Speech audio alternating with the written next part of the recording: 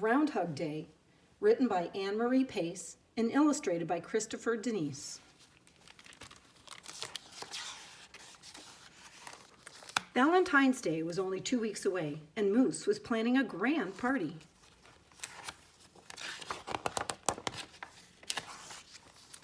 "You need Valentine balloons," said Squirrel, "and Valentine cards," said Bunny. "And don't forget Valentine hugs," pointed out Porcupine.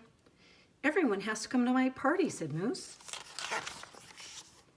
"Uh-oh," Bunny said.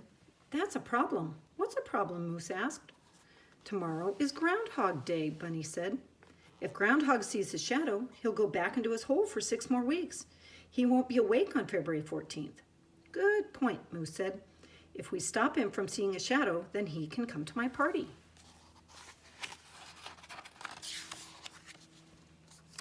"I've got it," said Squirrel. "I'll sneak into his hole and change his calendar so he won't know it's February 2nd. "Your chattering will wake him up," said Porcupine. "I'll blindfold him when he comes out." "Your quills might poke him in the eye," said Bunny. "I'll put up a tent over his hole." "He'll know he's not outside," Moose said. "I'll sit on his hole so he can't come out at all." "Calendar, Moose, blindfold, Moose, tent, Moose," bellowed Moose. The animals bickered all night long. They didn't notice the black sky turning gray. They didn't notice the pink light of morning creeping over the hills. They didn't notice Groundhog's nose twitching at the entrance of his hole. Until it was too late.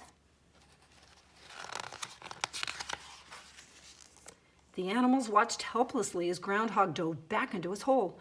"Wait!" Moose thundered. Groundhog's muffled voice barely reached the surface.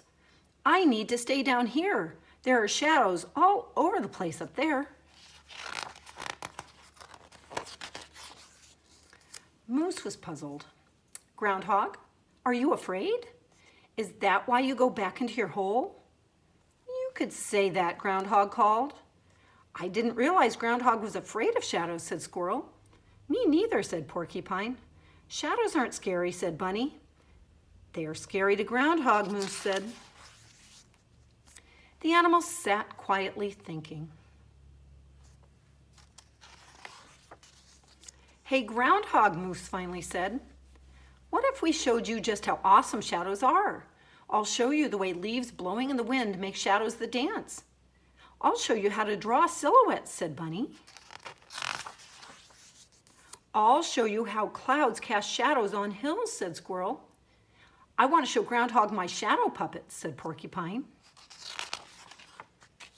"Dancing shadows," Moose said. "Cloud shadows," Squirrel said. "Silhouettes," Bunny said. "Shadow puppets," said Porcupine. "Wait," said Groundhog. He eased out of his hole. "Can't we do all of them? They all sound fun." The animals spent the day showing Groundhog all the amazing shadows they could discover and create.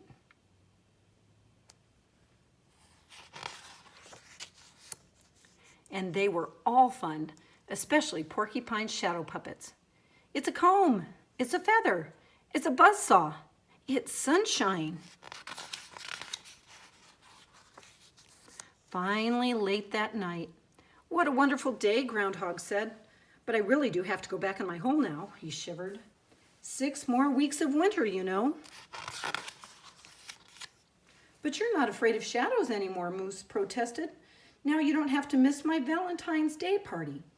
"I may not be afraid," Groundhog said, "but it's cold up there." "But there aren't any balloons in your hole," said Squirrel. "Or Valentine cards," said Bunny. "Or Valentine hugs," said Porcupine pointedly. "Nope, but my hole is warm," said Groundhog. He looked at his disappointed friends. "We can at least have hugs before I go. Ground hugs all around, with a special Groundhog Day nose kiss for you, Porcupine." "That works for me. Happy Groundhog Day," said Porcupine. 6 weeks later, Groundhog emerged from his den just in time to don a green hat. "Let's have a St. Patrick's Day party," he hollered. We're all here. All but Bunny, Squirrel reminded Groundhog. Where's Bunny? Groundhog asked. Oh, you know Bunny, Moose said. He's always holed up this time of year.